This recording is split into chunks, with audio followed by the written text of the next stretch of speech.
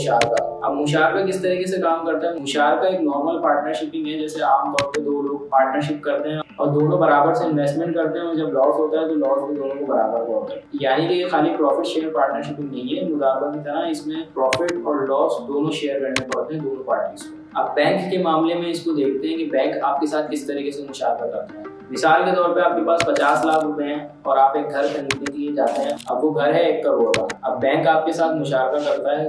अब अगर आप इस्लामिक बैंक के पास जाते हैं लोन लेने के लिए तो इस्लामिक बैंक वाले आपको पर्सनल लोन नहीं देंगे। आप बैंक के पास जाते हैं, कहते हैं मुझे 50 लाख रुपए दो, बैंक आपको कहेगा कि भाई हम पर्सनल लोन नहीं देते। अब इस्लामिक बैंक आपके साथ क्या करेगा? वो ये कहेगा कि भाई आप हमसे लोन लेने की बजाय जो अपने 50 लाख रुपए हैं वो भी हमें दो, हम जाके उस 1 करोड़ का घर खरीदते हैं और फिर वो घर आप हमसे इंस्टॉलमेंट पे ले लो और जो आपने 50 लाख रुपए दिए वो आपकी डाउन पेमेंट होगी। इस तरीके से जो आपके बाकी के बचे हुए 50 लाख रुपए हैं वो आप बैंक को इंस्टॉलमेंट में पे करते हो। अब बैंक यहाँ पे आपके घर के साथ करेगा क्या कि बैंक आपके घर को 50 यूनिट में डिवाइड कर देगा और आपने हर महीने 1 यूनिट खरीदी, यानी 50% का मालिक बैंक है और 50% के मालिक आप हो गए। लेकिन बैंक की कोई इन्वॉल्वमेंट नहीं है आपके घर के अंदर, ना बैंक आपके घर को यूज कर रहे हैं, घर में पूरा आप रह रहे हो, लेकिन बैंक आपके घर का 50% का मालिक है। अब आप हर महीने 1 यूनिट खरीदोगे। पहले महीने आपने जाके बैंक को एक इंस्टॉलमेंट पे करी और अपने घर का 1 यूनिट खरीदा और आप अब हो गए 51% के मालिक और बैंक है 49% का। तो जो बचा हुआ 49% है आप उसका रेंट बैंक को पे करोगे।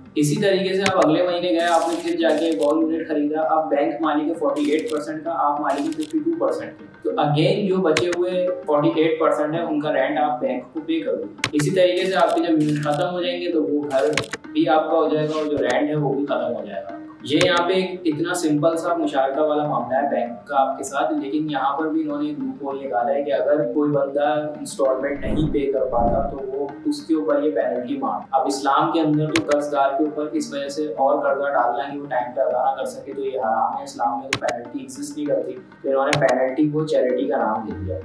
अब चैरिटी भी अगर ये ले रहे हैं तो वो भी आपने इन्हीं को देनी है, बैंक में ही देनी है चैरिटी, आप जाके खुद से नहीं दे सकते किसी भी इदारे को चैरिटी। तो इस चीज को सही करने के लिए बैंक कम से कम इतना कर सकता है कि बैंक एक चैरिटी फॉर्म बनाए, उसमें हर पाकिस्तान के चैरिटी के इदारे का नाम हो, आप उसमें अपनी मर्जी से टिक कर सकें कि भाई हाँ मैं इस चैरिटी में जो है अपनी चैरिटी देना चाहूँ। वो भी इस वजह से क्योंकि बैंक ने ये अपनी तरफ से एक शर्त रखती है, हालांकि मुशारके के अंदर एग्जिस्ट नहीं करती, लेकिन वो ये कहते हैं कि हम ये इसलिए करते हैं ताकि कस्टमर टाइम पे जो है वो हमें पेमेंट करे, वरना तो वो हमें पेमेंट ही नहीं करेगा। ठीक है, आपने अपनी सेफ्टी साइड के लिए एक चीज इस तरह की रख भी ली है अगर, तो आप एटलीस्ट उस कस्टमर को इतना इख्तियार तो दो कि वो अपनी मर्जी से चैरिटी जो है वो पे कर सके अपनी मर्जी के इदारे। तो मुशारके वाले मामले में मैं आपको यही कहूंगा कि अगर आपको अपने ऊपर इतना भरोसा है कि आप पेनल्टी की नौबत नहीं आने दे सकते हैं, यानी कि चैरिटी जो उन्होंने रखी, तो आप बैंक के साथ मुशारका कर सकते हैं। मुशारका करने में कोई हर्ज नहीं है, ये बिल्कुल सही तरीका है जिस तरीके से बैंक काम कर रहा है। आप बैंक के साथ मुशारके पे घर खरीदने या गाड़ी खरीदने, कोशिश आपने पूरी ये करनी है कि जो चैरिटी की फॉर्म में आपके ऊपर पेनल्टी डालना है ये आपने आने नहीं देनी और फिर आप मुशारका करें बैंक के साथ, तो ये तरीका बिल्कुल सही है।